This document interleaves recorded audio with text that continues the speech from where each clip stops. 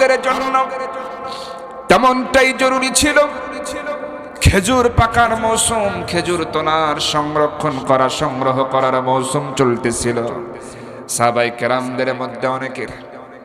কিন্তু তারা দেখলেন যে আল্লাহ রাব্বুল আলামিন অর্ডার করেছেন, আল্লাহর হুকুম, অতএব এই পাকা খেজুর সংগ্রহ করার চিন্তা মাথায় রাখলে চলবে না, আল্লাহর হুকুমকে ফলো করে যুদ্ধের ময়দানে যাওয়া লাগবে। আমার ভাইরা, এবার নবী করিম সাল্লাল্লাহু আলাইহি ওয়াসাল্লাম যখন রওনা করবেন, যেদিন রওনা করবেন সংখ্যা নবীজিকে জানা হলো কতজন মুসলমান হলো। কতগুলো মুসলমান আমরা রওনা করছি, 1 নয় 2 নয়, 1000 নয়, 2000 নয়, নবীজির সঙ্গে তাবুক অভিযানে 30,000 মুসলমান রওনা হয়ে যায়। আমার বন্ধুগণ, এই সাহাবীরা যখন তারা রওনা করেছেন তাবুকের প্রান্তরে, এবার তাবুকের ময়দানে যখন অবস্থান করছেন, আল্লাহ পাকের কিন্তু পরীক্ষা শুরু হয়ে গেছে।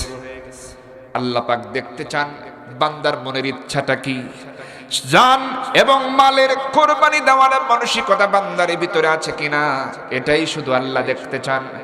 যুদ্ধ করানোটা আল্লাহর উদ্দেশ্য নয়। এবার দেখেন, যখন তারা হাজির হয়ে গেল যুদ্ধের ময়দানে, সব প্রস্তুতি সম্পন্ন, আল্লাহ রাব্বুল আলামিন তিনি মনে মনে সিদ্ধান্ত নিয়েই ফেললেন।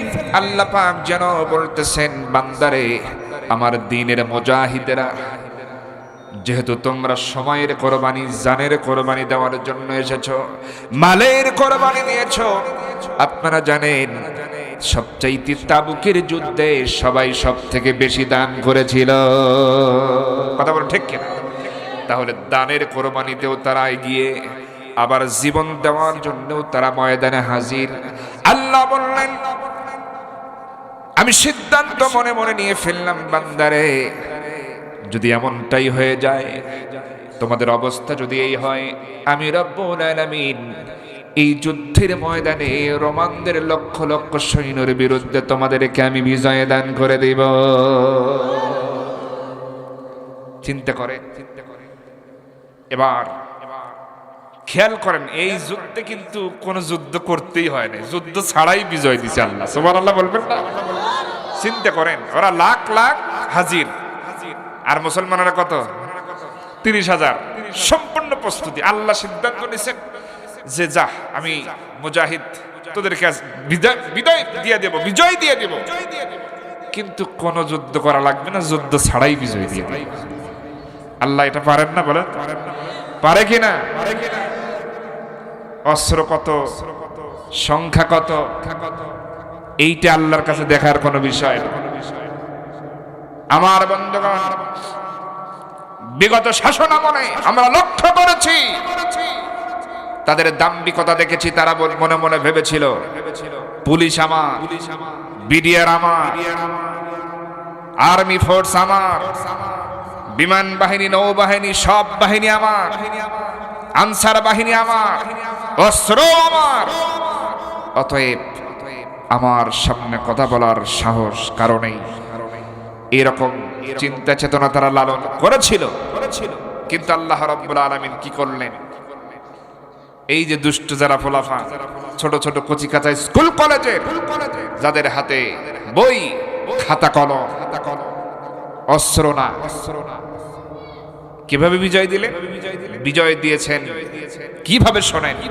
যাদের হাতে অস্ত্র আর দাম্ভিকতা, তাদের অন্তরে আল্লাহ দিলেন ভয়, আর যাদের হাতে কলম, যাদের হাতে কিছুই নাই, তাদের অন্তরের ভিতরে দিলেন আল্লাহ ঈমানি সাহস।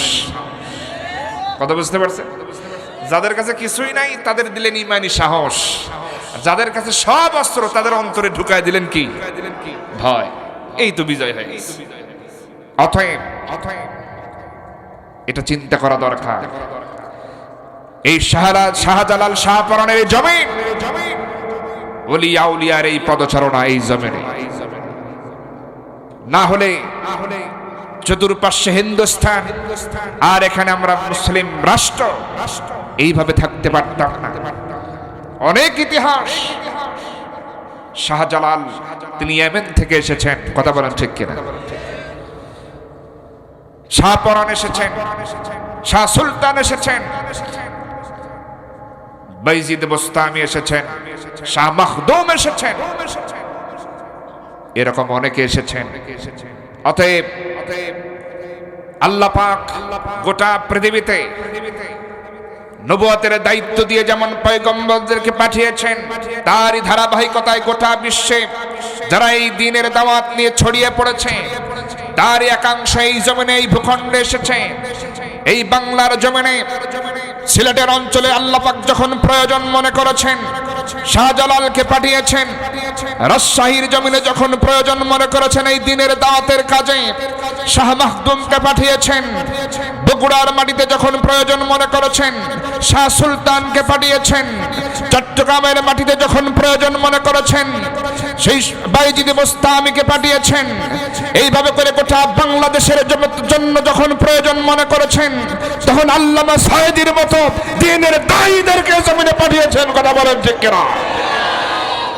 অতএব এটা সেই জমিন, এই জমিনে বসে তোমরা তোমাদের ইচ্ছা মতো নাস্তিকদের মতবাদ মুসলিমদের ঘাড়ে চাপায়া দিবা, এইটা সহ্য করা যায়?